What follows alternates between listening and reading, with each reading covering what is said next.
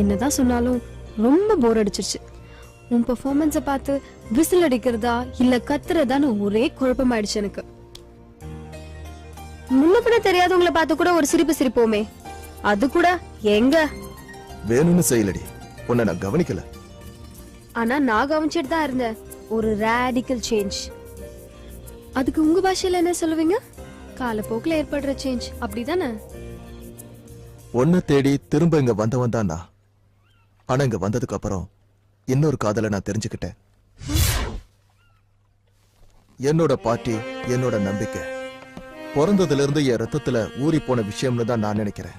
சொந்த வீட்டு விஷயங்களை பார்க்காம என் கட்சியில இருக்கிற என் தோழர்கள் கியூபாவுக்காக ரோட் சைடு இருக்கிற ஹோட்டல்களை அடிச்சு நொறுக்கும் போது, நம்ம பிடிசி பஸ்ஸோட கண்ணாடியை அடிச்சு நொறுக்கும் போது மனசு வெறுத்து ஊற விட்டு போனவன் தான் நான்.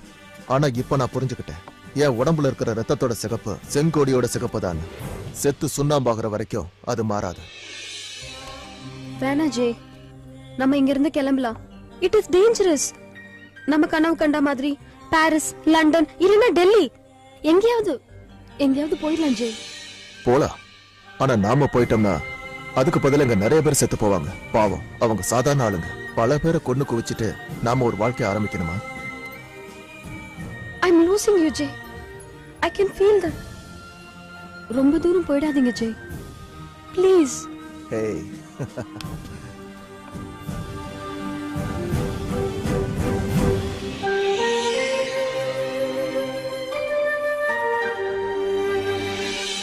இன்னைக்கு கோவையோட பிரச்சனை என்னன்னா, அது வேலை இல்லாத திண்டாட்டம் தான்.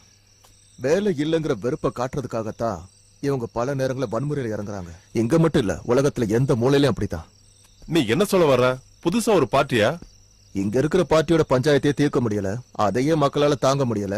இந்த லட்சணத்துல இன்னொரு பார்ட்டியா? அதை விட்டதில்ல. இந்த ஊர்ல இருக்கிற ஜனங்களுக்கு நல்லது செய்ய நமக்கு எதுக்கு புது பார்ட்டி? டெல்லியில இருக்கிற பெரிய விவசாயிகள் கூட நான் பேசியிருக்கேன்.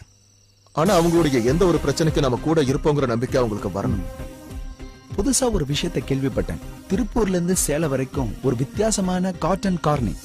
ஒரு மீடியேட்டரிங்க ஏறி இறங்கிட்டு இருக்கிறான் one mister Mohit Nambiar. Party சென்டர்லயும் இந்திரா பவன்லயும் இருக்கிற முதலைகள்லாம் அவனை கிட்டவே சேர்க்கல.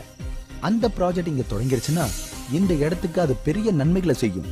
நிறைய கம்பெனிகள் வரும். ஒவ்வொரு கம்பெனிலையும் 3000 பேர் 5000 பேருக்கு வேலை வாய்ப்பு இருக்கும். ஆனா அவரு அதான் அந்த மோகித்தை சப்போர்ட் பண்ணி இங்க யாருமே இல்ல. நாம சப்போர்ட் பண்ணுவோம். கோயம்புத்தூருக்காக நாம அவர் கூட நிற்போம். அடுத்த பிரையாரிட்டி ஒரு ஃபார்ம் ஹவுஸ் கில்டு தான். தமிழ்நாட்டுக்கு தேவையான அரிசி, காய்கறி, தானியங்களை இங்க இருக்கிற விவசாயிகளை உருவாக்குவாங்க. அந்த காலத்து விவசாயிங்க கொத்தடிமைகளா இருந்தாங்க. பண்ணையாருக்கும் ஜமீன்தார்களுக்கும் சேவை செஞ்ச கொத்தடிமைகளா வாழ்ந்தாங்க. இனிமே அந்த நிலைமை வரவே கூடாது. நீ சொல்றது நல்ல ஐடியா தான். ஆனா இந்த பெரிய டார்கெட்டை நம்மளால ரீச் பண்ண முடியுமா? ஃபேஸ்புக்கும் ட்விட்டரும் எதுக்கு இருக்கு? இது எல்லாத்துலயும் நாம ஒரு ஓபன் போல் வைக்கலாம். தமிழ்நாட்டுல இருக்கிற இளைய தலைமுறைகள் எல்லாருமே நம்ம கூட ஒண்ணு சேர்ந்தா நம்ம பாதி யுத்தத்துல ஜெயிச்சோம். ஆனா நம்ம எங்க ஆரம்பிக்கிறது ஜெகே?